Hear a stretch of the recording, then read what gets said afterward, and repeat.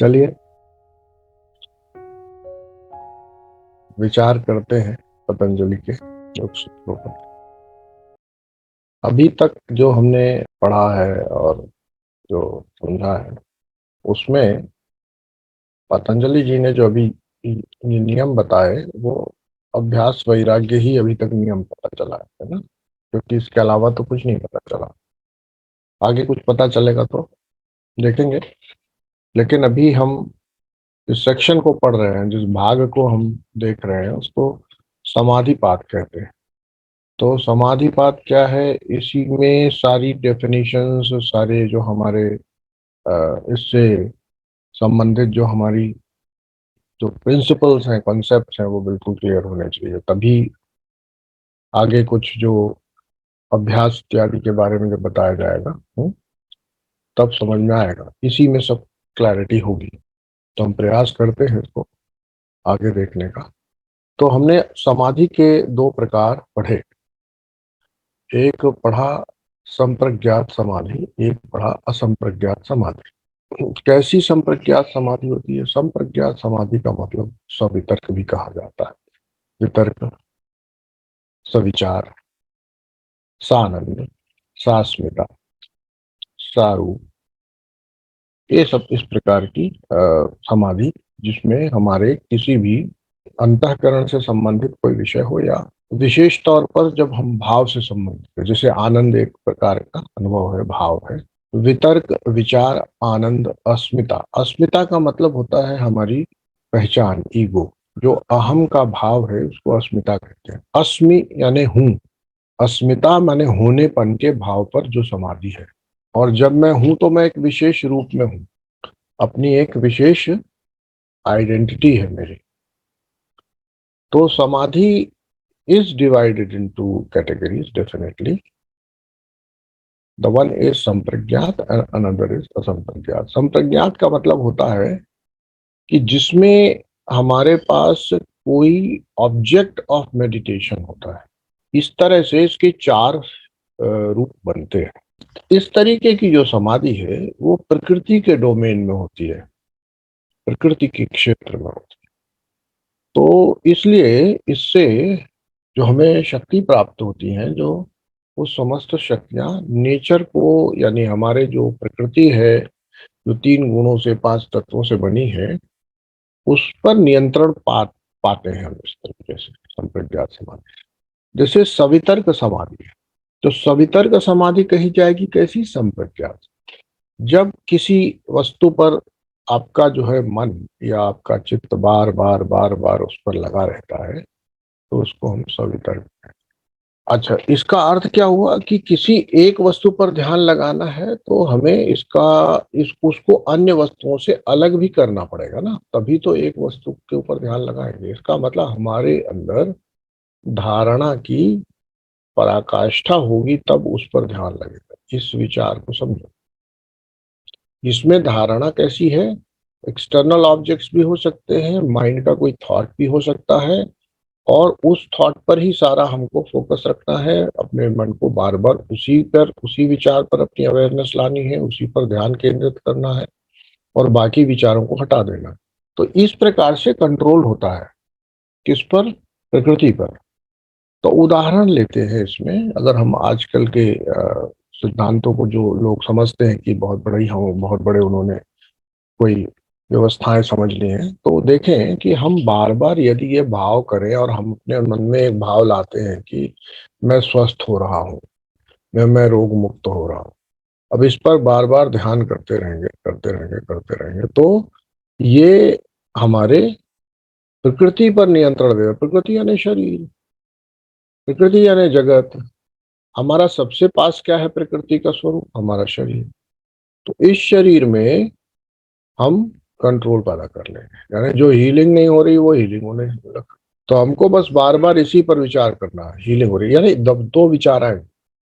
जब हीलिंग हो रही है, मैं स्वस्थ हो रहा हूँ, शरीर स्वस्थ हो रहा है, मेरे शरीर के अंदर समस्त प्रक्रियाएं ठीक हो रही हैं, समस्त चीजें जो है सामान्य हो रही हैं, उसमें स्वास्थ्य का वर्धन हो रहा है, ऐसा कोई एक विचार पकड़ा, स्वास्थ्य मान लो। तो अब उस पर विचार करेंगे तो आपके साथ तुरंत ही दूसरे विचार भी आएंगे, अरे पता नहीं रोग भी तो है, अरे पता नहीं ठीक हो ना हो। इन विचारों पर ध्यान नहीं देंगे, एक ही विचार होना चाहिए उसमें, तो इसको सवितर्क कहेंगे। और उसकी जो भी हमारे पास कई वृत्तियां हैं ना, एक विकल्प की भी वृत्ति है हमारे पास, कल्पना जो चाहे वो हम कर सकते। अगर हम कल्पना करें कि हमारा सब कुछ ठीक है और उसी पर ध्यान लगा दें, उसी को बार बार अपने अवेयरनेस में लाते रहे, तो उससे भी फर्क पड़ता है, उसी से नेचर कंट्रोल। तो कुछ ऐसा वह यहाँ कोई मिरेकल नहीं होता। सब हमारे जो है गुरु महाराज लोग पहले लेके चले गए, क्या करना है उसको ठीक करना है, उसके ठीक विचार करो, ठीक विचार पर ध्यान लगाओ, इससे प्रकृति पर नियंत्रण होगा। अब आप भय में जीते रहो और विकल्प में गलत गलत कल्पनाएं करते रहो कि नहीं अब तो और थोड़ा समस्या हो गई, इतने दिन बीत गए तो ये हो गया होगा और ये मतलब तरह तरह के आपको ख्याल आते हैं ना, इतनी दवा नहीं फायदा की, अब कौन सी दवा करेगी फायदा, ये नहीं करा लिया वो क्या। बच्चे, हम अपने मन में दूसरे विचार लाते, तो हमारी जो अवेयरनेस यानी जो हमारी स्व की शक्ति है, वो शक्ति बहुत जगहों पे बढ़ जाती है, सेल्फ सेल्फ कंट्राडिक्टरी थॉट्स में लग जाती है। तो एक विचार दूसरे विचार की शक्ति को समाप्त कर देता है। तो प्रकृति पर नियंत्रण चाहिए तो हमें संप्रज्ञात समाधि की आवश्यकता होती है। ये करते करते ये करते करते समाधिस्थ अवस्था यानी कि ये समाधान मिल जाएगा इसका। प्रकृति में जो हमारे लिए समस्या है वही समाधान बनना है, तो समस्या को समाधान में परिवर्तित करने के लिए समाधि का उपयोग करना है। क्या है, कैसी समाधि का उपयोग कर सकते हैं? संप्रज्ञात समाधि।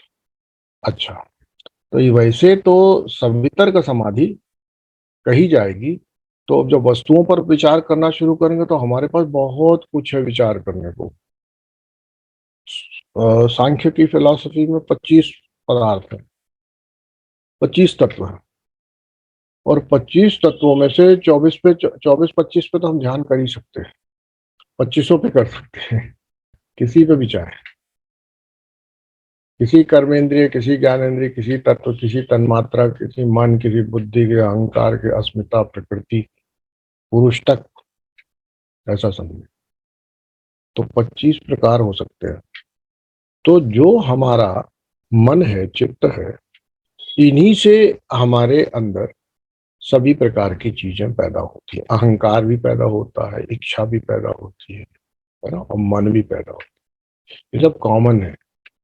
मन, बुद्धि, अहंकार जो है, ये मन का इच्छा प्रकट होती है, मन में संकल्प प्रकट होते हैं, मन में अहंकार होता है, तो ये सब चित्त में ही होते हैं। कॉमन जगह कहाँ, ये सब कहाँ होता है? चित्त में होता है।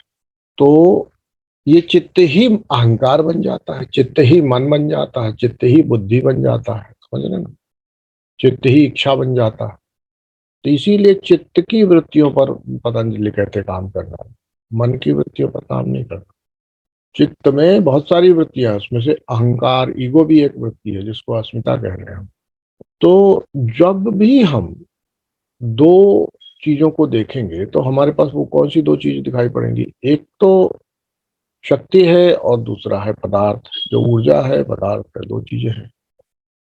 तो जो ऊर्जा में जब तक रहता है तब तक हम उसको पदार्थ के रूप से अव्यक्त कह सकते हैं।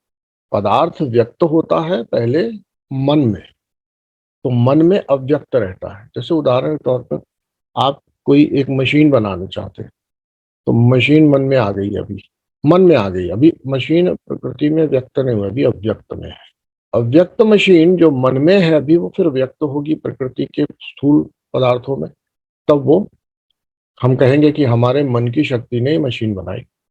तो मन के अंदर जो थी वो अव्यक्त थी मशीन, और बाहर आके व्यक्त हो गई। इसी तरीके से मन में भी वो मशीन पहले व्यक्त हुई है, इसके पहले वो अव्यक्त थी। तो ऐसे ही हमारी सीरीज एक के बाद एक क्रम से चीजें चलती रहती। तो अव्यक्त यानी unmanifested state of nature before creation.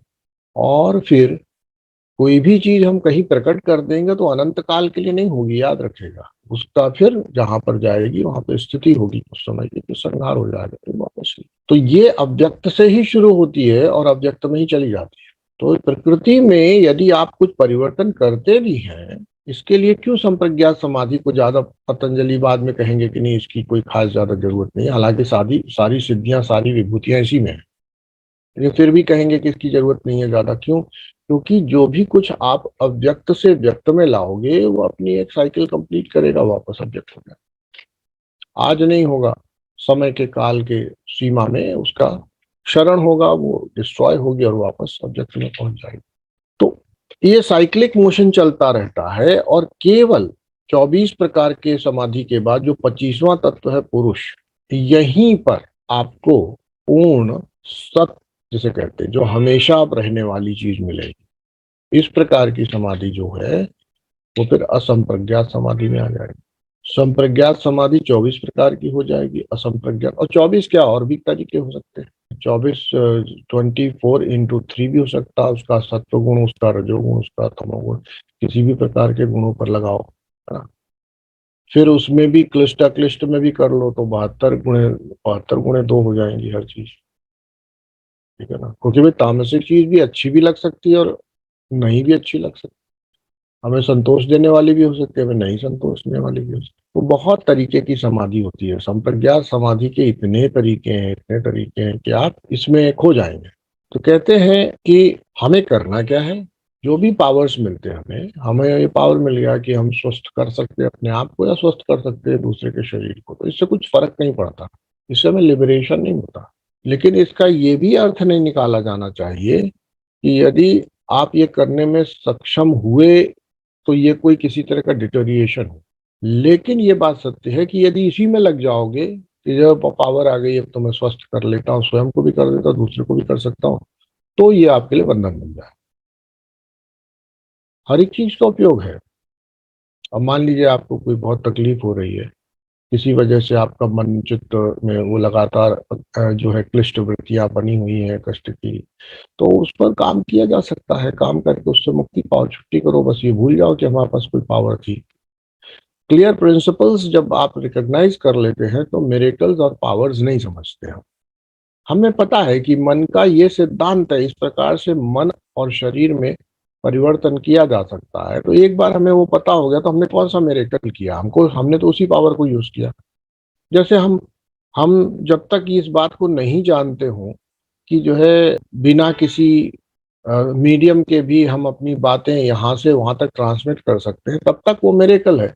जिस दिन हमें समझ में आ गया कि एक सिद्धांत है विद्युत तरंगों का, तो उन उन तरंगों के माध्यम से जो कि बिना किसी मीडियमलेस मीडियम में चल लेती हैं और यहाँ से वहां तक हमारी बातें पहुंचा दी, जिस दिन समझ में आ गया उस दिन से कहाँ कौन सा मिरेकल रहेगा। किसको मिरेकल लगता है आज की मोबाइल पे बात कर, कोई सिद्धि है, किसी समय वो सिद्धि हो सकती थी कि भाई किसी एक के पास होता, दूसरों को सिद्धांत नहीं पता होता तो कहते देखो इनके पास एक ताकत है।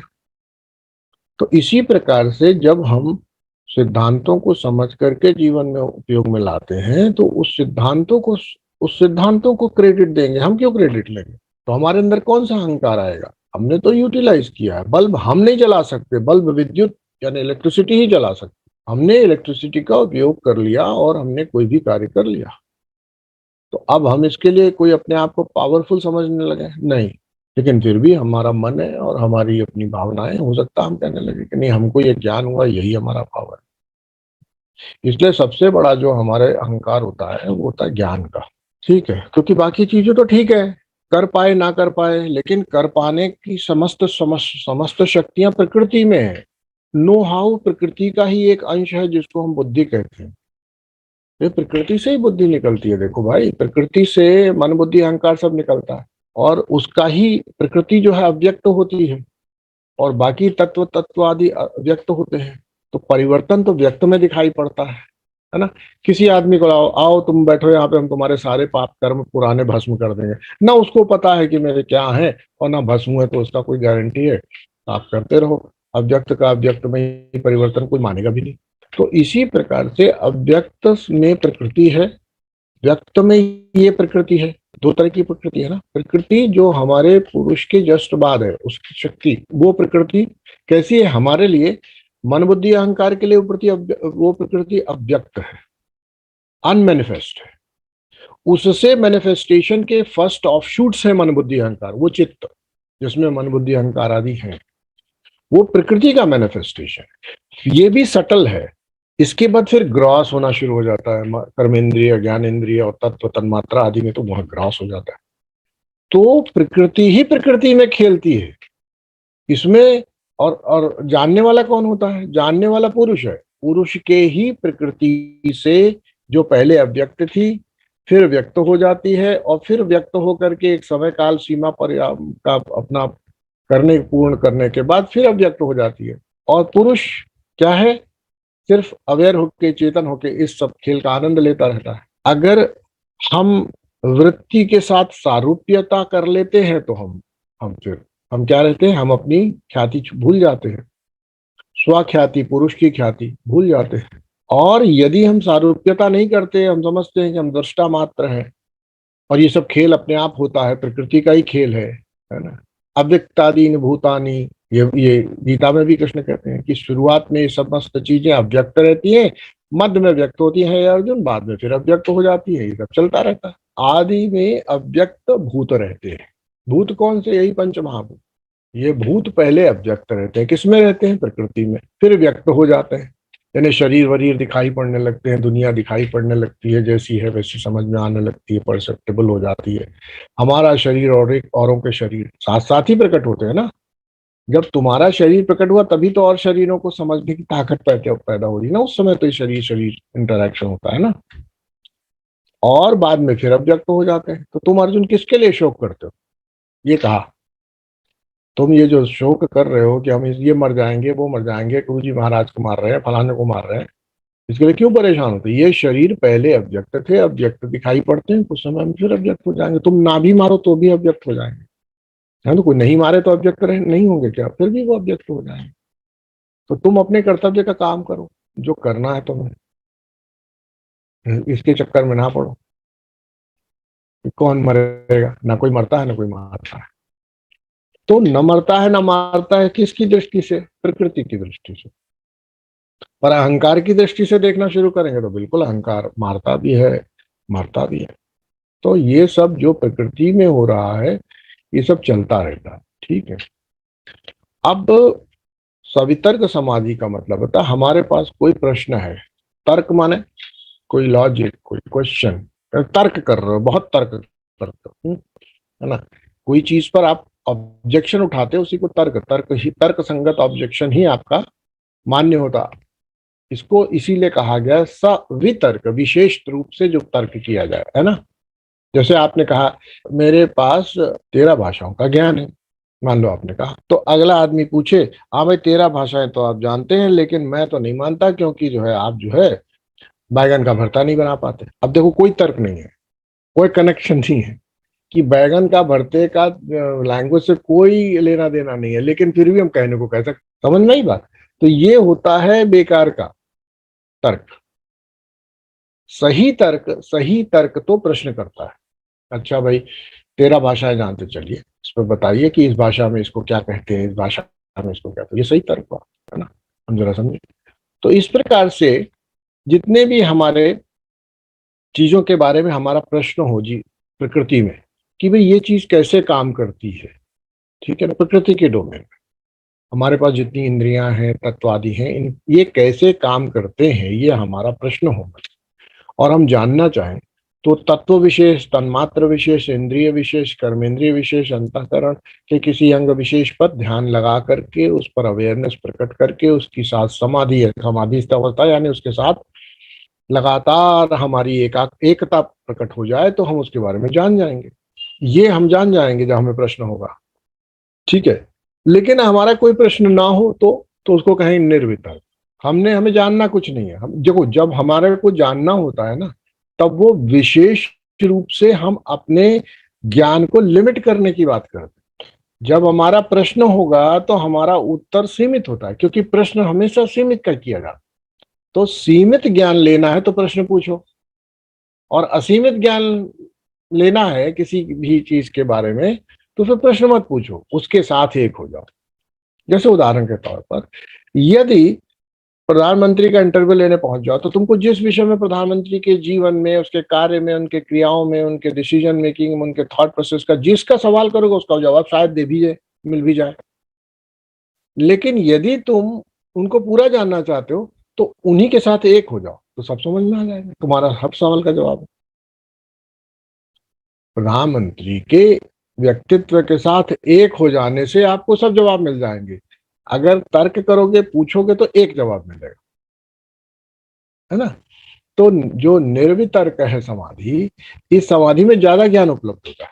यानी इसका अर्थ क्या निकला, हम तत्वों के साथ एकीकृत हो जाए। तो पंच तत्वों में एक एक तत्व पकड़ के अगर हम एक एक होते जाए तो वो तत्व, समस्त तत्व अपनी समस्त बातों को रिवील कर देंगे, क्योंकि हम वो तत्व बन गए थोड़ी देर के लिए। यानी जो चीज के बारे में जानना है वही बन जाना ही हमारे लिए। लेकिन हमको वास्तव में बनने की जरूरत नहीं है, हमको चित्त में एक रूपता प्रकट कर लेनी है और कुछ नहीं करना।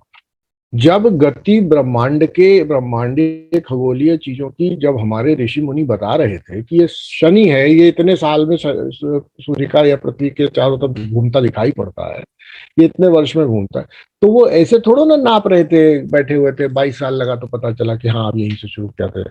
वो शनि बन गए, वो बृहस्पति बन गए, उनको पता चल गया हम कितने दिनों में पार आर पार हो रहे हैं।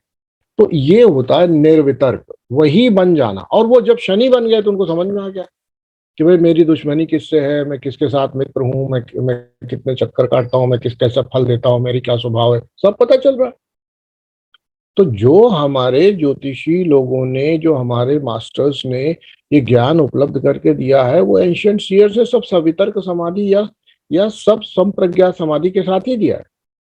जितना ज्ञान है इस डोमेन में वो संप्रज्ञात समाधि का है। और ये संप्रज्ञात समाधि में उपलब्ध जो भी ज्ञान है, व्याकरण है, ज्योतिष है, आयुर्वेद है, बहुत सारा ज्ञान है, ये सब अविद्या की कैटेगरी में। विद्या क्या है, स्वयं को जानना, पुरुष के, पुरुष को जानने के अलावा कुछ और नहीं जानना, इसी को वैराग्य कहा गया है। पतंजलि ने बोला है, पहले जाओ, पहले देखो वैराग्य क्या है। तत्परम पुरुष ख्याति गुण वैतृष्ण। तो इसलिए वैराग्य के लिए वितृष्णा चाहिए थी। वितृष्णा क्या है, तत्परम पुरुष ख्याते गुण वैतृष्ण्यम, यानी कि गुणों की तरफ वितृष्णा हो जाए और पुरुष की ख्याति हो जाए। इसी को कहते हैं, इसको कहते हैं कि नॉन अटैचमेंट कैसे पैदा हो। किसकी किसकी चाहत हो, सेल्फ की, पुरुष की, आत्मन की, चैतन्य की, और बाकी के प्रति क्या हो जाए, सब कुछ हो। तत्परम पुरुष ख्याते गुण वैतृष्णम, पुरुष की ख्याति हो, बाकी सब अपने आप वितृष्णा में आ जाएगा। तो उसी को उपयोग करके वैराग्य की सिद्धि होती है। क्योंकि उन्होंने ये कहा था कि दृश्यानुश्रविक विषय वितृष्णस्य वशीकार संज्ञा वैराग्य। तो वितृष्णा का मतलब क्या हुआ, वितृष्णा का मतलब क्या, तो वितृष्णा का मतलब समझा रहे हैं कि तत्पुरुष ख्याते गुण वैतृष्णम, ये है वितृष्णा। तो हम जब चीजों को देखना शुरू करें और उसको चीजों में फंस जाएंगे तो वैराग्य नहीं होगा। ठीक है, तो इसलिए पहले वो स्थिति बताई जिसमें हम गुणों में फंसते हैं। तो उन्होंने कहा कि भाई वितर्क विचार आनंद अस्मिता रूप अनुगमात संप्रज्ञाता, ये संप्रज्ञात समाधि के लक्षण है। The concentration called right knowledge is that which is followed by reasoning, discrimination, bliss, unqualified ego. अस्मिता का मतलब अनक्वालिफाइड ईगो होता है। मनोज कहे कि मैं मनोज हूं तो ये अहंकार है, और मनोज भूल जाए कि मैं मनोज हूं, केवल हूं का रह जाए इनके अंदर भाव, तो उसको अस्मिता कहे, अनक्वालिफाइड ईगो। अस्मिता माने होने का भाव, अस्मिता माने अपने अलग होने का भाव, जिसे हम आणोमल कहते हैं अपने यहाँ, वही अस्मिता है। तो समस्त चीजों में हम इस प्रकार से अपने आप को देखना, प्रकट कर देखना, सुनना शुरू करें। सवितर्क, निर्वितर्क और तन्मात्राओं आदि पर भी हम ध्यान लगा सकते हैं। फिर कहते हैं विराम, 18वां सूत्र कहता है विराम प्रत्ययाभ्यास पूर्व संस्कार शेषो अन्य। ठीक है, वो कहते हैं कि एक और तरीके की समाधि होती है जो कि सब प्रकार की जो मेंटल एक्टिविटी है उसको समाप्त कर दे और बैठ जाए। विराम प्रत्यय, हर चीज को फुल स्टॉप लगा के बैठ जाए। Cessation of all the mental activity, चित्त के मन के सभी कार्यों पर पूर्ण विराम लगा के बैठ जाना, हर प्रकार के। इस इसमें संस्कार शेषोन्य, इसमें कहते हैं अभी भी संस्कार रह जाते हैं, चित्त में संस्कार रह जाते हैं, ऐसा नहीं है। इस इस अवस्था में भी चित्त में संस्कार रह जाते हैं, केवल संस्कार रह जाते हैं। अभी संस्कारों की लड़ाई होती है। देखो क्या होता है, समाधि में आप चित्त को शुद्ध कैसे करते हैं? लोग कहते हैं ना कि ध्यान में बैठो तुम्हारी एंग्जाइटी दूर हो जाएगी, केवल शांत मन से बैठो तुम्हारे मन से तुम्हारी नेगेटिविटी निकल जाएगी। क्यों निकल जाएगी मालूम है? उसको निकालने के लिए जो भी अंश रूप में आप ये अनुभव कर पाते हैं, ये यही 18वां सूत्र है। विराम प्रत्यय अभ्यास, विराम प्रत्यय अभ्यास पूर्व संस्कार शेषो अन्य। इसमें कहते हैं कि ये असंप्रज्ञात समाधि है, हमको कुछ चाहिए नहीं। संप्रज्ञात समाधि में तो हमारे प्रश्न हैं, हम आनंद के लिए कर रहे हैं, अस्मिता पर ही ध्यान लगा रहे हैं, रूप पर लगा रहे हैं, है ना, विचार पर लगा रहे हैं, तर्क पर लगा रहे हैं। इन पर विचारों पर सब अलग अलग विषयों पर ध्यान करते तो संप्रज्ञात समाधि होती, क्योंकि इसमें ऑब्जेक्ट है, ऑब्जेक्टलेस। अब समाधि कैसे लगेगी? तो बोले इस तरह से लगेगी कि हमको कुछ चाहिए नहीं, ना उधो को लेना, ना माधो का देना, ना मेरे कोई प्रश्न है, ना मैं कुछ, खत्म बात हो गई। अब मुझे सिर्फ और सिर्फ बैठ जाना है। कैसे बैठ जाना है? वही पुरानी, यानी जो वहां से शुरू किया था, स्थिर सुखम आसनम, उसमें सुख की भी आकांक्षा छोड़ दो, बस स्थिर हो जाना मात्र ही समाधि। समझने की बात है। जो पहला सूत्र है आसन का, स्थिर सुखम आसनम जो कहा जाएगा, वो स्थिर सुखम आसनम का फाइनल मतलब क्या है? स्थिरता ही समाधि है। किसकी किसकी स्थिरता? पहले शरीर की, दूसरी श्वास की, तीसरी विचार की, चौथी बुद्धि की, पांचवी आपके चित्त की, पूर्ण स्थिरता। जैसा है वैसा स्वीकार है, लेकिन उसमें कोई परिवर्तन हम नहीं करना चाह रहे, बस स्थिर कर दिया। अब जब स्थिर कर देते हैं तो चूंकि हमारी कोई उसमें प्रक्रियाएं चलती नहीं, एक्शन होता नहीं, तो इस रूप में वो सभी जो हमारे अंदर की इच्छाएं, कलुष कौलुष जो भी कुछ उपलब्ध था, मल आदि सब पड़ा रहता है, लेकिन हम स्थिर हो गए। हम क्या कर रहे हैं? अब अंगारे तो हैं पर हवा नहीं दे रहे। मैनिफेस्टेड वर्ल्ड में हम उसका संपर्क नहीं कर रहे, क्योंकि विषय का, इंद्रियों का, जब इंद्रियों का संसर्ग होगा विषय भोग से तो वो आग बढ़ती है। भोग करने से कोई भोग तृप्ति नहीं होती, भोग करने से भोग की आग बढ़ती है। आपको पता होना चाहिए। जो लोग ये सिद्धांत निकाल के बैठते हैं कि नहीं भोग करके तृप्ति हो जाएगी, कभी नहीं होगी। हाँ, एक ही कंडीशन, एक ही स्थिति है जिसमें भोग करते समय यदि तुम्हारी जो चेतना है, अवेयरनेस है, वो तुम्हें भोग कर नामक जो प्रक्रिया हो रही उसका भी दृष्टा या साक्षी बन जाए, तो ऐसे भोग करने में शायद कालांतर में तृप्ति या वितृष्णा हो सकती है, अन्यथा नहीं होती। जब हम भोग को भी दृष्टा भू भाव, हम भोग करें कोई प्रॉब्लम नहीं, कोई समस्या नहीं, पर भोग में भी दृष्टा बने रहने का प्रयास रहे, साक्षी बने रहने का प्रयास। ऐसे भोग से कभी कभी आपको वैराग्य हो जाएगा, याद रखिए। तो यानी केवल भोग करने से वैराग्य नहीं होता। देखो, जो व्यक्ति शराब पी रहा है, जो व्यक्ति किसी प्रकार के दुर्व्यसन में पड़ा हुआ है, जो व्यक्ति शारीरिक सुखों के उपभोग में लगा पड़ा है, जो शारीरिक संसर्गों में आनंद ले रहा है, ऐसे तो हजारों लोग हैं जीवन भर से यही कर रहे हैं। उनको कौन सा तृष्णा हो गई, कौन सा वैराग्य? यदि भोग करने से वैराग्य होता तो अरब अरब के शेखों को पहले हो जाता। होता ही नहीं, सब कुछ उपलब्ध है ना। चाहे तो वो शराब में नहाए, चाहे तो वो 1000 औरतों के साथ एक साथ नंगे बैठे रहे, उनको नहीं हो रहा, नहीं होता। क्यों नहीं होता भाई? क्योंकि भोग से नहीं होता, जागृति होने से ही ये होता, अवेयरनेस होने से, दृष्टा होने से, साक्षी होने से।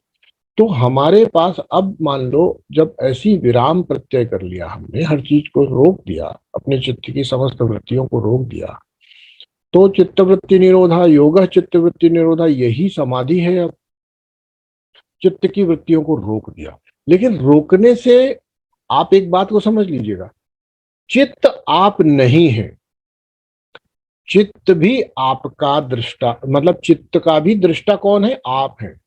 समझिएगा, चित्त भी किसका है? आपका है। आपकी उपस्थिति और अब चित्त, ये दो ही बचे, ठीक है। लेकिन प्रारंभ में होता क्या है कि प्रारंभ में हम चित्त के दर्पण में पुरुष के प्रतिबिंब को देखते, हम डायरेक्टली पुरुष को नहीं देखते, उसका हमें पता भी नहीं चलता। जैसे उदाहरण के तौर पर, आपका एक चेहरा है, उसके कुछ फीचर्स हैं, ये आपको दर्पण में देख के पता चला था, अनुमान, सीधा सीधा डायरेक्ट इन्फरेंस था कि जो दिखता है वो मैं हूं। अब जो दिखता है मैं हूं, ये जानकर यदि मैं इसको सत्य मानता रहूंगा और इसी में मरहम पट्टी करता रहूंगा, इसी को, है ना, नेल पॉलिश और लिपस्टिक और मस्कारा और रूज और क्या क्या होता सब लगाता रहूंगा, तो मैं अपना मेकअप नहीं कर रहा हूँ। तो मुझे करना क्या होगा? मुझे ये समझना पड़ेगा कि चित्त के दर्पण में जो अभी दिखता है वो मैं हूं। इस मैं का बोध भी चित्त के दर्पण में पहले होता है, और इस मैं का चित्त के दर्पण में सही सही चित्र तभी बनता है जब चित्त में वृत्तियां विराम में आ जाती। नहीं तो चित्त रूपी जो तल है, इसमें बहुत सारे क्या होते हैं? भावर होते हैं, बहुत सारी जो है वेव्स होती हैं, बहुत सारे उफान होते हैं, ज्वार भाटा होता है। इसमें तरह में हमारा अपना प्रतिबिंब भी नहीं सही पड़ता।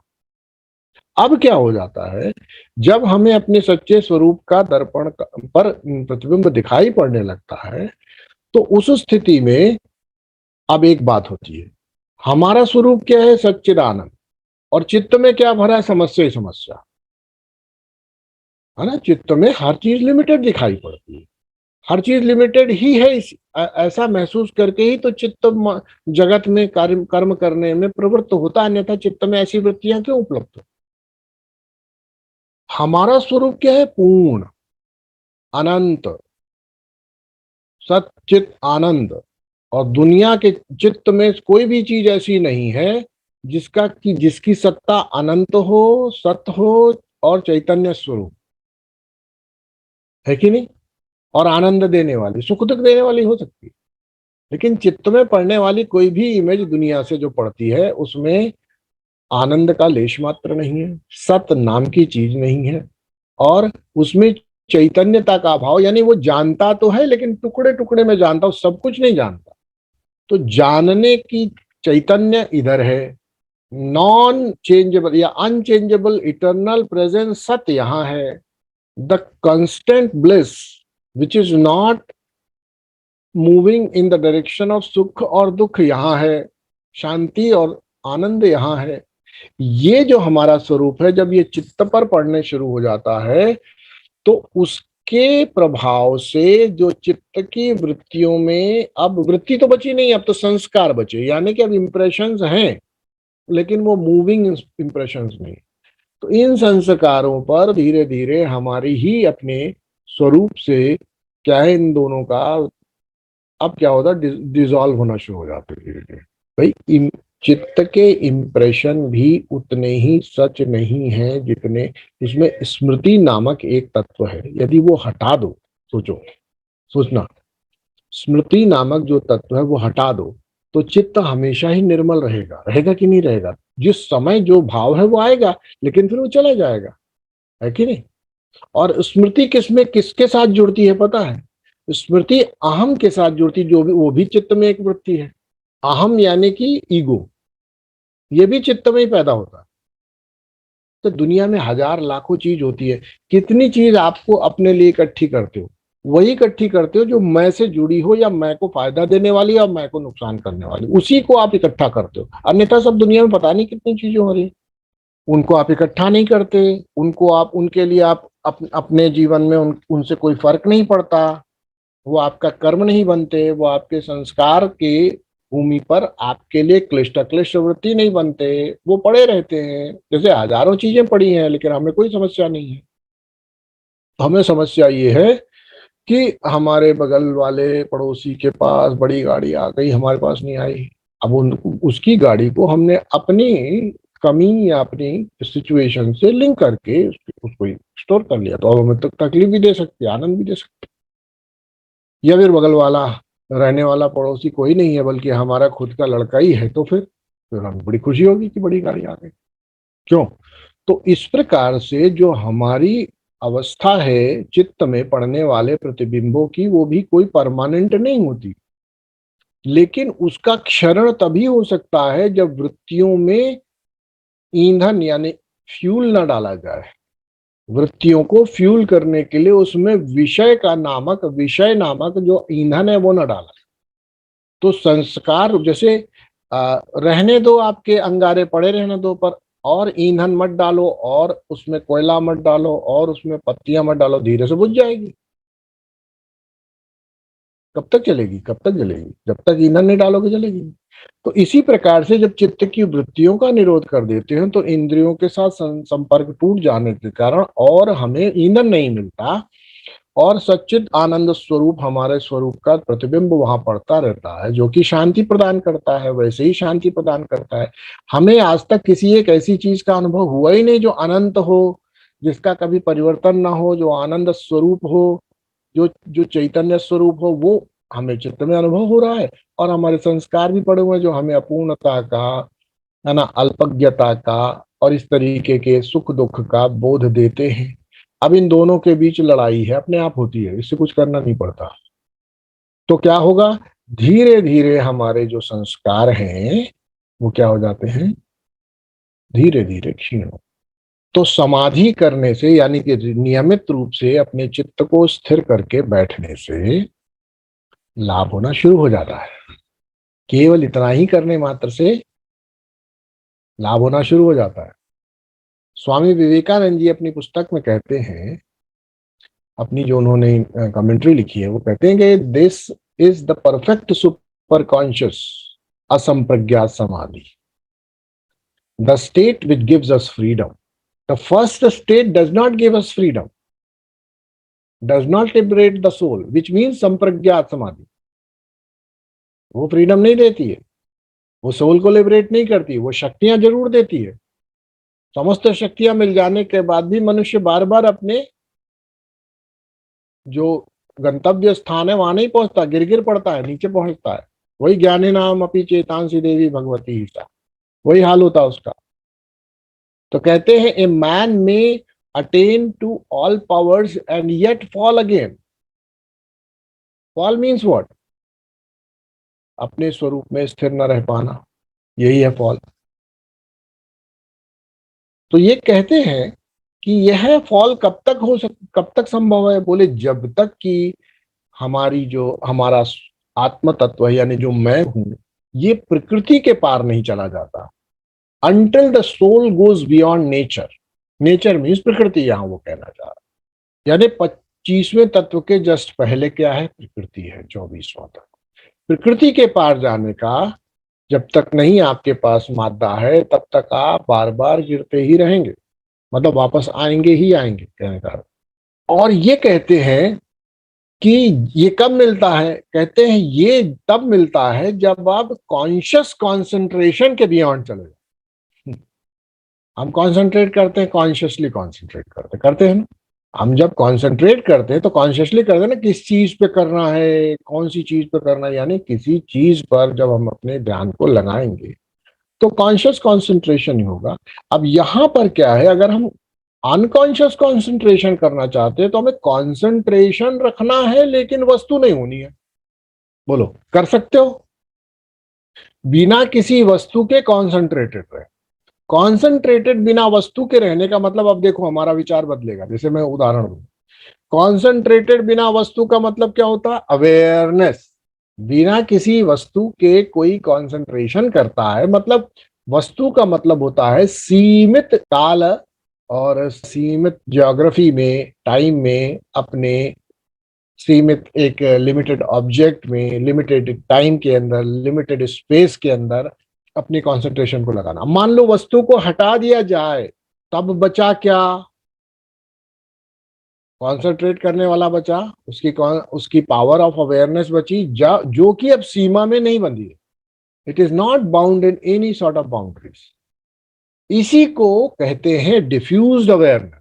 मैं यहां उपलब्ध हूं और मैं हर तरफ अवेयर हूं। ये अवस्था होनी चाहिए। आंखें बंद करने की भी जरूरत नहीं है, आंखें खुली हो, बंद हो, शरीर खड़ा हो, बैठा हो, चलता हो न चलता हो, दुनिया में कार्य क्रियाकलाप होते हो न होते हो, पर मेरी awareness undiluted, undifferentiated, all the time हो, बस।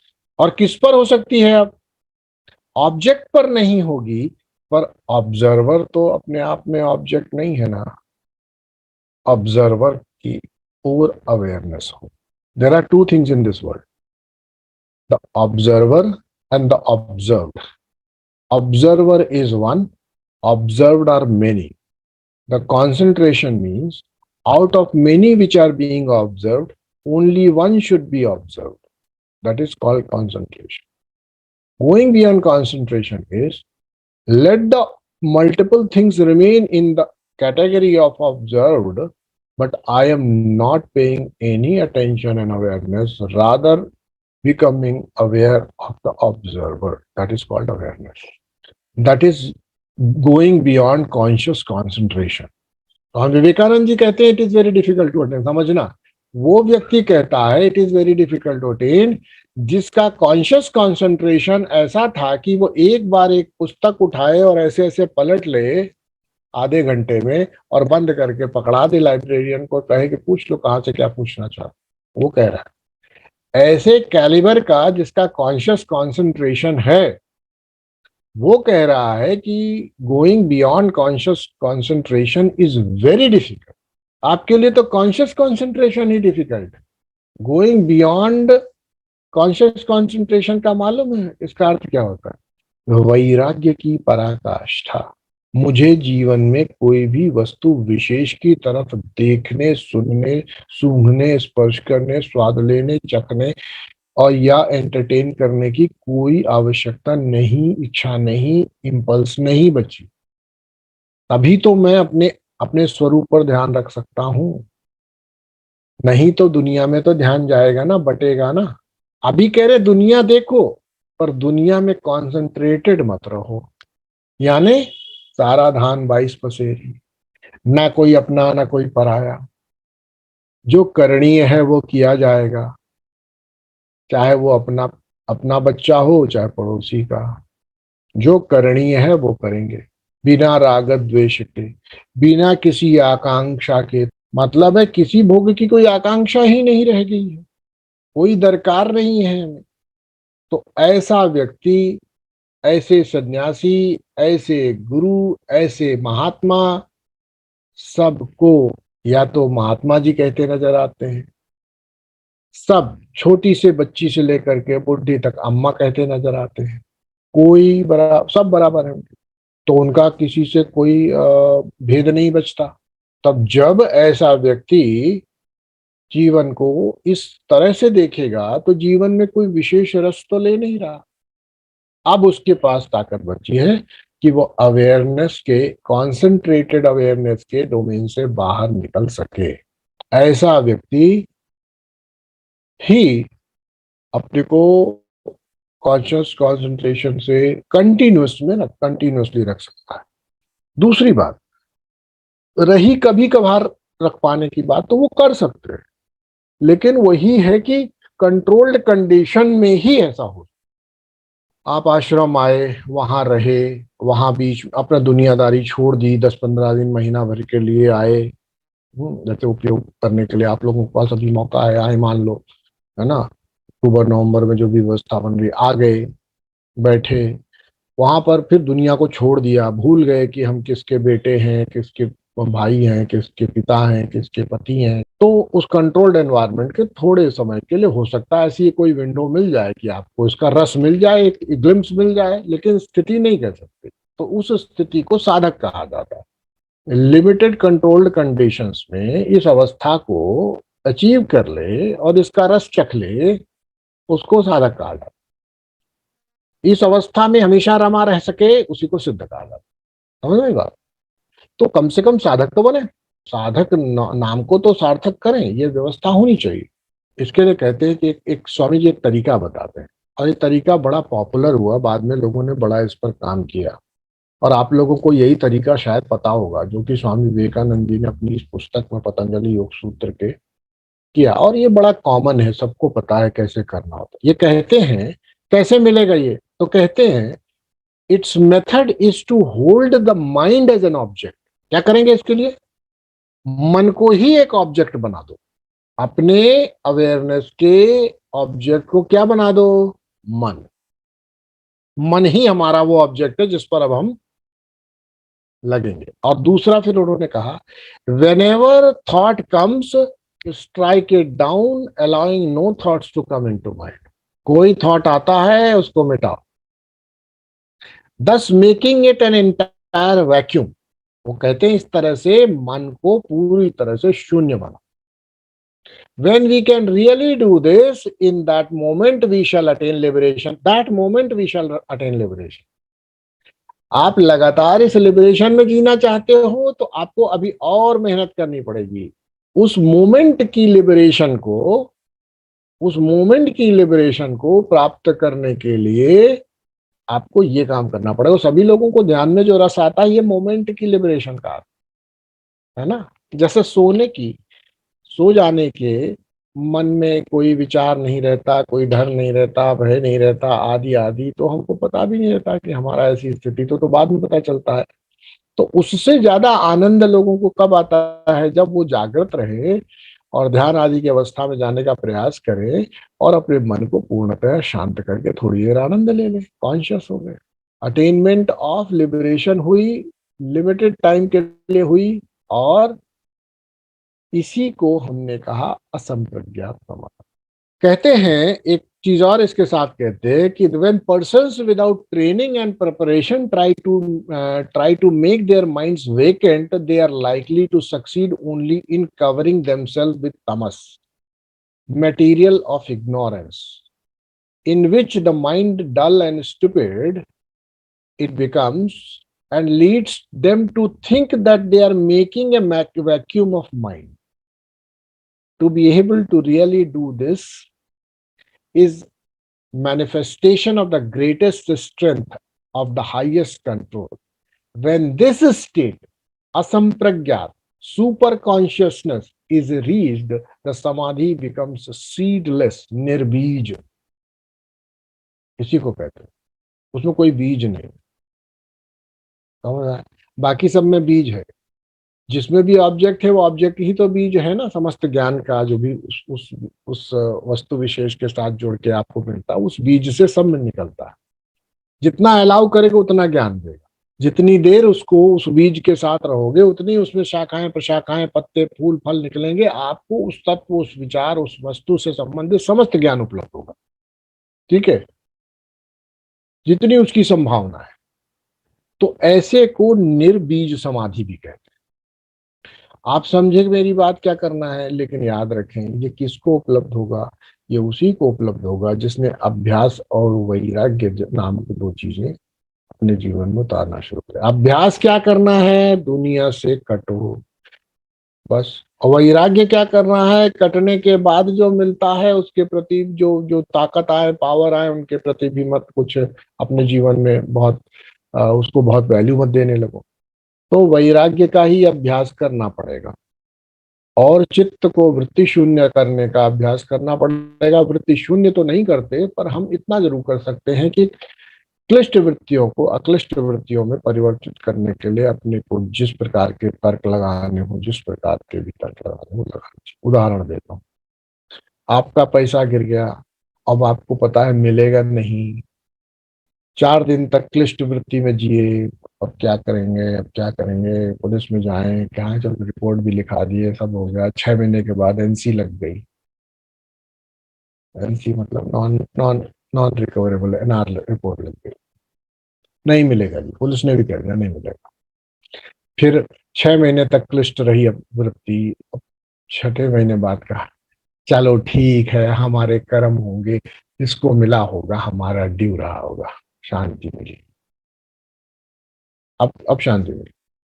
पैसा गिरा था उसी वक्त भी ये भाव किया जा सकता, सही तर्क का उपयोग करते कि मेरा था ही नहीं इसीलिए गिर गया, समाप्त करो, छुट्टी हुई, मिला, अपने पास बोझा ही था तभी गिरा। तो यदि ये तर्क लगाते तो एक घटना तो हुई थी, घटना वही रहती, पैसा गिरा था, पैसे का नुकसान भी था, पैसा वापस मिलना भी नहीं था, लेकिन हमने तुरंत ही एक क्लिष्ट वृत्ति को अक्लिष्ट कृति में सही अक्लिष्ट वृत्ति में सही तर्क के माध्यम से, सही विचार के माध्यम से लगा लिया।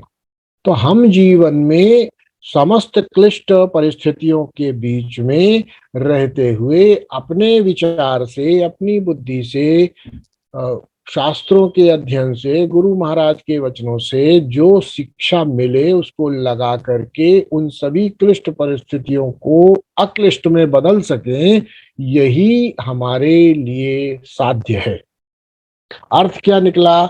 I have no control whatsoever on the world, but I definitely have 100% control on what I feel upon interacting with such an imperfect world. परिस्थितियां हैं, विचारवान भी हैं हम, हमको सब विचार पता है हमको क्या करना चाहिए, लेकिन अभी दिल है कि मानता नहीं, लगता है कि कब ठीक हो जाएगा शायद, है ना? ये सब मन की भावनाओं में, अपनी अपेक्षाओं में, आपको जो भी प्राप्य कर्म है, इसको देखो, दुनिया में एक ही मौका है जहां शांति मिल पा रही है। अभी आप लोगों को सोने में तो मिल जाती, थोड़ी देर के लिए शांति मिलती है कि नहीं मिलती भाई?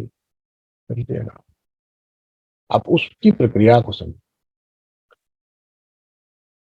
ठीक है, जब सोते हैं तो क्या अवस्था होती है? न जीने की तमन्ना, न मरने का इरादा, न पाने की तमन्ना, न खोने का डर। ये सब दुनिया के द्वेष मिटा करके जब उस अवस्था को प्राप्त करते हो, उसी में शांति मिलती है। मिलती है कि नहीं?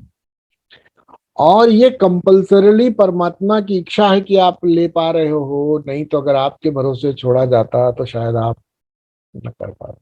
क्योंकि हमारे लिए जगत में व्यवहार करके, व्यवहार में जगत के व्यवहार को इतना सत्य मान लिया है, इतना सत्य मान लिया है, इसमें उलझे ही रहते, उलझे ही रहते हैं। जैसे कि यही सब लोग हमको सर्टिफिकेट देंगे तब हमारे लिए स्वर्ग के दरवाजे खुले।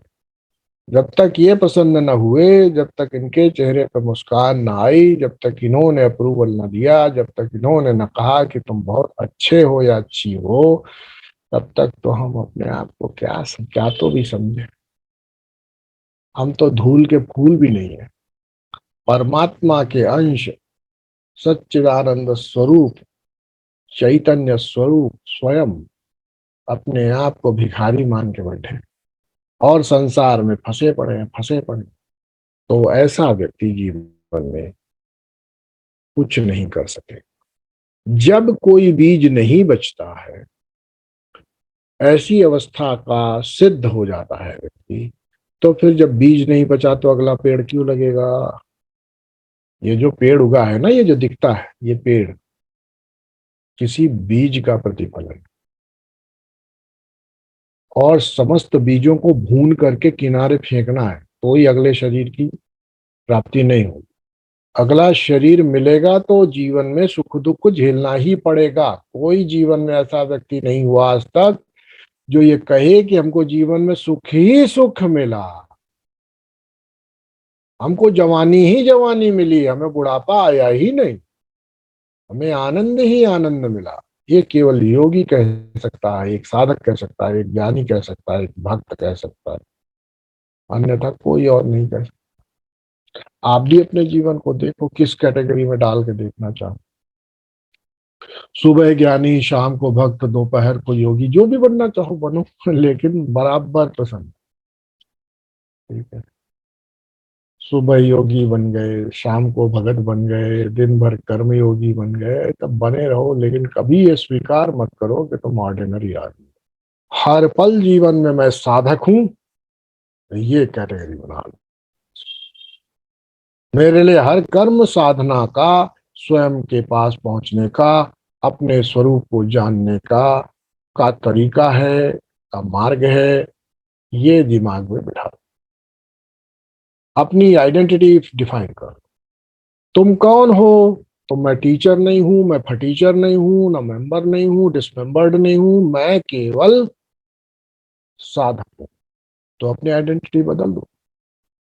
अगर दृष्टा भाव जागृत कर लोगे, साधक बनने का भाव जागृत कर लोगे, तो हो सकता है आज आज दिन में 10 बार भोग कर्म कर रहे हो, तो धीरे धीरे वो भोग कर्म से उपरति होगी।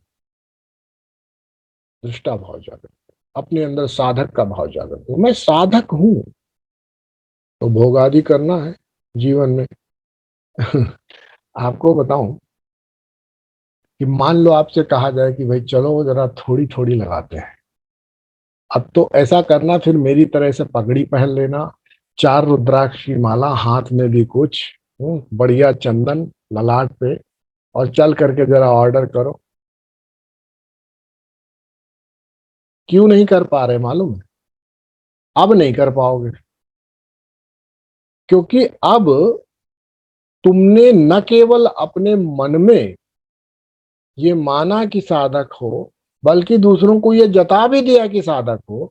अभी अपने मन की बात तो छोड़ो, अब दूसरों के मन की बात माननी पड़ेगी ना, कि बाबा जी अजीब बाबा हो भाई, तुम यहाँ बैठ करके लगा रहे हो दारू, 5 5 रुद्राक्ष की माला पहने हो और बियर पे बियर चल रही है, बाबा जी कैसे बाबा हो?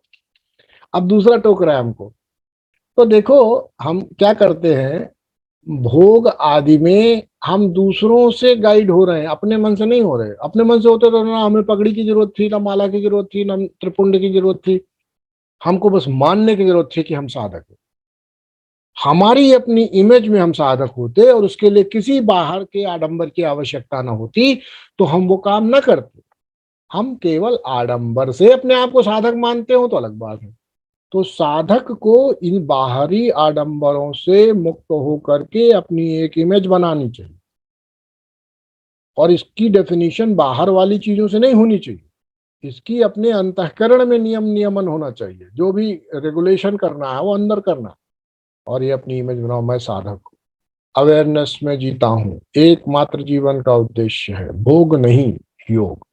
तो कमी होने लगी, और यदि कभी भोग हो भी, तो भी यही याद रखें कि इसमें मैं अपनी प्रज्ञा को, अपनी उपस्थिति को, अपनी प्रेजेंस को, अपने अवेयरनेस को, अपने साक्षी को, अपने दृष्टा को जागृत रखने का पूरा प्रयास रखूंगा। भोग में डूब नहीं जाऊंगा। तो 3 तरीके की स्टेट है। पहला है इग्नोरेंस, जो कि लोएस्ट स्टेट है। दूसरा है नॉलेज, वो मिडिल स्टेट है। और गोइंग बियॉन्ड नॉलेज, वो हायर।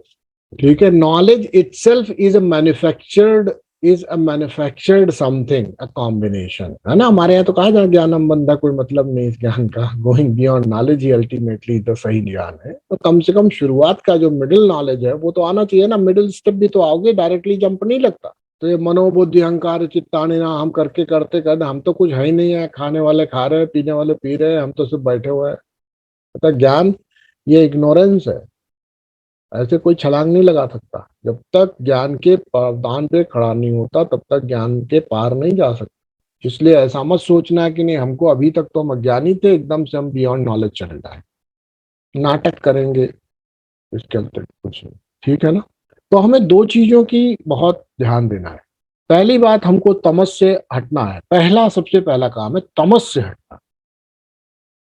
तमस का मतलब आलस्य से हटना, इनएक्टिविटी से हटना है, लेथार्जी से हटना है, इनडिसिप्लिन से हटना है, तमस से हटना है। आलस्य, निद्रा, प्रमाद, ये 3 चीजें कही जाती हैं। अब आलस्य, निद्रा, प्रमाद क्या है? आलस्य सबको पता, बताने की जरूरत ही नहीं है। निद्रा के बारे में भी कुछ कहने की जरूरत नहीं है। सब लोग यहाँ पर जो है निद्रा को अच्छी तरह से अपने जीवन में जानते हैं, उतारते हैं। प्रमाद का मतलब क्या होता है? प्रमाद का मतलब होता है, हमें मालूम है कि क्या करना चाहिए, लेकिन हम वो ना करें, इसे प्रमाद करें। ये 3 चीजें नहीं छूटेंगी तो जीवन से तमस जाएगा नहीं। योगी बनना चाहते हो तो ये 3 चीज तो छोड़ो, तब तो रजोगुण में पहुंचने के प्रयास होंगे। फिर रजोगुण के बारे में बाद में बताएंगे। पहले रजोगुण से ऊपर जाने के लिए कैसे ऊपर जाओ, लेकिन पहले ये तो करो। आलस्य, निद्रा, प्रमाद, ये तीन चीजें ऐसी हैं जो हमारे जीवन में हमको योग के दिशा में बढ़ने ही नहीं देती। ऐसे समझ लो कि जैसे हम कीचड़ में, गर्दन में यहां तक धंसे पड़े। ये होता है तमोगुण। यहां तक, गर्दन तक दलदल में धंसे हुए हैं, ये है तमस। कैसे निकलेंगे इससे? आलस्य, निद्रा, प्रमाद पर नियंत्रण करके, इसको अपने जीवन से धीरे धीरे धीरे धीरे इसमें रेगुलेशन लाके हटाते हो।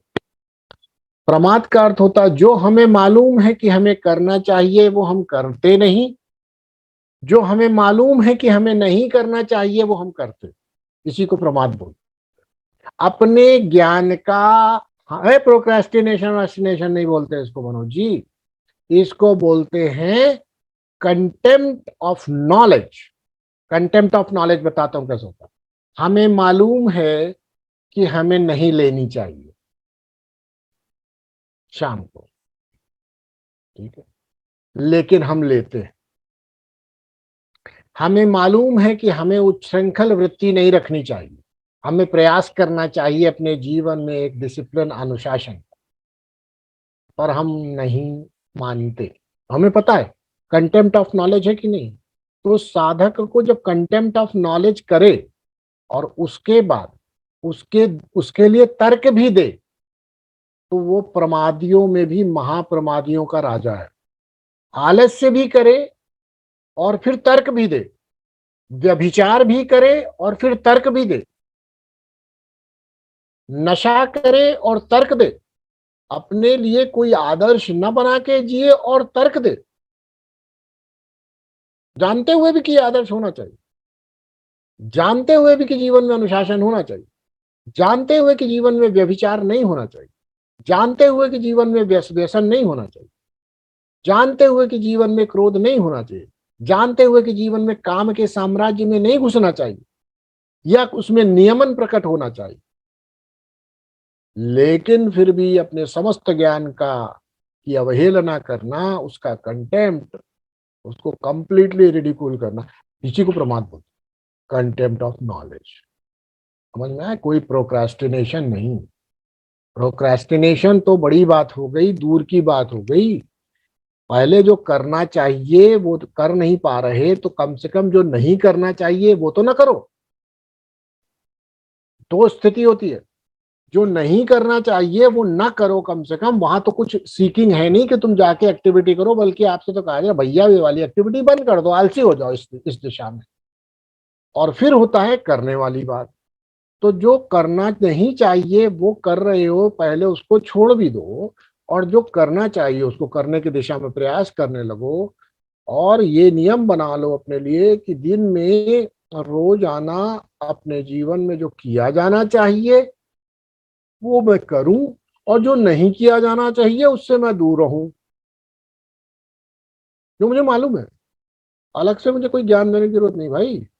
यदि मुझे सबको, हम लोगों को सबको पता है क्या करना चाहिए क्या नहीं करना चाहिए, स्पष्ट है। तो आलस्य, निद्रा, प्रमाद, ये तीन चीजें, इनको जो छोड़े तो फिर आप रजोगुण में आएंगे। जब रजोगुण में आएंगे तब बताया जाएगा कि अब शांत कैसे बनाओ अपने आप। तमोगुणी न होते हुए कैसे शांत हो। आलसी आदमी भी तो कहेगा भैया हम शांति को है, वो पढ़ेगा तो क्या दिक्कत है ना। देखो समझ में आई बात, क्या अंतर है। प्रमादी आदमी जो होता है, आलसी आदमी जो होता है, वो क्या कहेगा भाई, काय को कहते हो यार, आप ही कहते हो स्थिर सुखम आसन में पढ़ा तो हूँ, स्थिर सुख में भी हूँ, यही आसन है मेरा। तो कहा जाता है नहीं ये नहीं है, ये तो तमोगुण है। पहले रजोगुण में आओ, फिर रजोगुण से फिर ऊपर स्थिरता में जब पढ़ोगे तब उसको सतोगुणी स्थिरता कही जाएगी, वो आसन। ये आसन नहीं। और दो चीजों से शरीर में निद्रा, ये जो निद्रा है ये दो चीजों से बढ़ती है। एक तो भोजन, और जो आप भोजन करते हैं उसमें किस प्रकार का भोजन करते हैं उससे भी निद्रा पे बड़ा फर्क पड़ता है। ठीक है, भोजन यदि सुपाच्य करेंगे, हल्का करेंगे, है ना, तामसिक नहीं होगा तो नींद कम होगी अपने आप, उसकी क्वालिटी भी अच्छी होगी, कम भी होगी, है ना। आपको ऐसा नहीं लगेगा कि आपको जबरदस्ती करनी पड़ रही है उठने में। पहली बात ये भोजन का ही दूसरा जो डायरेक्शन है वो ये है कि जैसे हम जो चीजें नहीं खानी चाहिए वो खाते हैं, है ना। जैसे या जो चीजें नहीं पीनी चाहिए पीते हैं, जैसे शराब है। हालांकि कहने के लिए तो ये भी है कि तंबाकू आदि भी नहीं लेनी चाहिए, लेकिन ये सबसे सबसे छोटा नशा है। तो नियमन है, भोग में नियमन होना चाहिए, ठीक है। दूसरी बात, शराब इत्यादि तो बिल्कुल नहीं पीना चाहिए, बिल्कुल नहीं पीना, क्योंकि इससे सभी धातुएं जो है नष्ट होती, यहां तक कि आपके शरीर का ओज भी। कोई ओजहीन हो व्यक्ति हो जाता है, और ओजहीन व्यक्ति दुनिया में कुछ नहीं पा सकता। सातों की सातों धातुओं को क्षीण करना हो तो शराब पीना चाहिए। रस, रक्त, मांस, मेद, अस्थि, मज्जा, शुक्र, और इस तरीके से बाद में ओज, ये सात क्या आठवां परिणति भी ओजस में भी आ जाओ तो भी ये सब का नाश करती है, तो सीधे ओज पे ही अटैक करती है। और सोचिए, नहीं पीना चाहिए, ठीक है। तो जीवन को नियमन करना चाहिए, भोग में, खान में, पान में, निद्रा के अंदर नियंत्रण आता है। जब आप अपने जीवन को थोड़ा इस प्रकार से नियंत्रण करेंगे और अनचाही ऐसी वस्तुओं को जीवन से दूर हटाएंगे तो धीरे धीरे तमस का प्रभाव कम होगा। टहलना चाहिए, कम से कम थोड़ा टहलो सब लोग। आलस्य करते रहने से और आलस्य आता है, एक्टिविटी करते रहो थोड़ा तो आलस्य कम होगा, पता है। ज्यादा सोने से ज्यादा नींद आती है, कम सोने से नींद नहीं आती। जब आप एक्टिविटी करोगे, लिमिट्स में रखोगे, भोजन को भी ज्यादा गरिष्ठ नहीं लोगे, तो धीरे धीरे और ऐसे पदार्थों का सेवन कम कर दोगे, आलस्य कम हो जाएगा। पर प्रमाद की कोई इलाज नहीं है, प्रमाद तो अपनी समझ से ही दूर। प्रमाद को किसी खाने पीने कोई फल नहीं है ऐसा कि बेल का गूदा, 30 ग्राम ब्राह्मी और 2 किलो शकरकंद में लड्डू बना ले, सुबह शाम खाए, प्रमाद पूरा हो जाएगा, ऐसे नहीं होता। प्रमाद अपनी अकल को दूर करना पड़ता है। जो हमें मालूम है कि करना चाहिए वो करें, जो नहीं मालूम है कि नहीं करना चाहिए ना। ये सबसे कठिन है प्रमाद से डील करना। इन तीन चीजों में सबसे जो कठिन है वो है प्रमाद से बाहर आना, याद रखें। तो अपने आप को साधक का तमगा लगाना है तो प्रमाद से दूर होना चाहिए। तो क्या कहा है इस सूत्र में उन्होंने? यही कहा कि भाई यदि हम अपने आप को इस प्रकार से रखेंगे तो धीरे धीरे हमारे अंदर योग के गुण परिलक्षित होने लगे। और क्या होगा फिर कि अगले सूत्र में बताएंगे कि हमारा जब देह छूटेगा तो क्या हो जाएगा, या देह रहते हुए भी हम विदेह की स्थिति प्राप्त कर सकते। कब होगा? जब हम बियॉन्ड कंसंट्रेशन जाएंगे, बियॉन्ड कॉन्शियस कंसंट्रेशन जाएंगे और लगातार इस स्थिति में रह सकेंगे, तभी हम विदेह होंगे। राजा जनक जैसी स्थिति जैसे बताते हैं ना, विदेह, वैसी स्थिति प्राप्त कर सकते। हाँ, एक चीज और जो बतानी थी उस समय, कि यदि अपने जीवन में जब हम हाँ निद्रा के लिए कह रहा था ना, हाँ निद्रा में एक चीज और है, इनडिस्क्रिमिनेट लॉस ऑफ ओजस या वीर्य भी आपके जीवन में निद्रा पर नियंत्रण हटा देता है। यानी कि excessive and indisciplined sexual activity, ये भी आपके जीवन में, और ये किसका कारण है? इसका कारण तो प्रमाद ही है, बाय द वे। हमें मालूम है क्या करना चाहिए, नहीं कर रहे वो फिर भी कर रहे हैं। दूसरी बात, फिर भी ये इसका जो रिजल्ट है वो प्रमाद को बढ़ाता चला जाएगा। फिर आप जस्टिफाई करोगे कि ये हम ऐसे इसलिए करते हैं। और फिर दूसरा, आलस्य और निद्रा भी बढ़े। कुल मिलाकर के तमस बढ़ेगा, बुद्धि दूषित होती चली जाएगी। जहां जहां हम गलत कर रहे होंगे वहां हम रीजन देंगे, फिर बजाय एडमिट करने के कि हम यहाँ पर अपने आप को करेक्ट करें, हम रीजंस निकाल के दूसरों को पकड़ाएंगे कि भाई देखो ये बात तो ठीक है कि हमें ये नहीं करना चाहिए, लेकिन कारण ये है ना कि, तो इस पर ध्यान देने की आवश्यकता है। स्पष्ट है शब्द को? 18 सूत्रों को हमने अभी तक पढ़ा है। समाधि के प्रकार भी पढ़े, और समाधि के प्रकार में सबसे अच्छी समाधि बताई गई है, चित्त की वृत्तियों को पूर्णतया रोक करके बैठा जाए। संभव तभी होगा जब वैराग्य प्रकट हो। वैराग्य तब प्रकट होगा जब अथ योगानुशासन होगा। अथ योगानुशासन का मतलब है कि अभी हम प्रमाद, आलस्य, निद्रा आदि से उठ करके रजोगुणी हो गए हैं, और रजोगुणी आकर के अब हम अपनी वृत्तियों को क्लिष्ट से अक्लिष्ट बनाने में समर्थ हो रहे हैं, थोड़ा बहुत वैराग्य प्रकट होना शुरू हुआ है और तब हमने इस स्थिति में अपने को लाया है, अन्यथा नहीं। ठीक है कि नहीं जी, कल कल तक हम जो है एकदम भोगी थे और आज से योगी हो गए। क्यों? क्योंकि हमें पता चल गया कि बुद्धि चित्त की वृत्तियों का निरोध करने से योग हो जाता है, खाली दिमाग कर लेते हैं। तो खाली दिमाग मालूम है दूसरी तरफ का खाली दिमाग क्या होता है? शैतान का कारखाना। जो तामसिक होता है, जो रजोगुणी होता है, उसका खाली दिमाग खाली नहीं होता, उसमें बड़े अच्छे अच्छे आइडियाज आते हैं। और अच्छे अच्छे का मतलब है समझ सकते। चलिए आज इतना ही। ओम सर्वे भवन्तु सुखिनः, सर्वे सन्तु निरामयाः, सर्वे भद्राणि पश्यन्तु, मा कश्चित् दुःखभाग् भवेत्। ओम शांति शांति शांति। ओम।